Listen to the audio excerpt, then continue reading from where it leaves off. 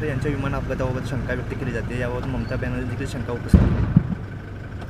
नाही, असं आहे की ब्लॅक बॉक्स मिळाला की बऱ्याचशा गोष्टी स्पष्ट होतील.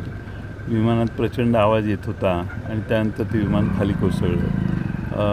याच्याबद्दल ब्लॅक बॉक्समध्ये तपशील असेल आणि त्याच्यात बराचसा उजेड पडेल अशी अपेक्षा आहे. पायलटचं शेवटचं बोलणं काय आहे तेही ब्लॅक बॉक्समध्ये रेकॉर्ड होतं. त्यावरून आपल्याला कळेल की नक्की काय झालं.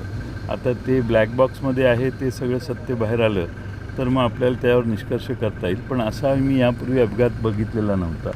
हे एकमेव असा अपघात आहे. एवढ्या लो लेवलला आलं, हे धावपट्टीला धडकलं आणि मग त्याचा स्फोट झाला तर समजू शकतो.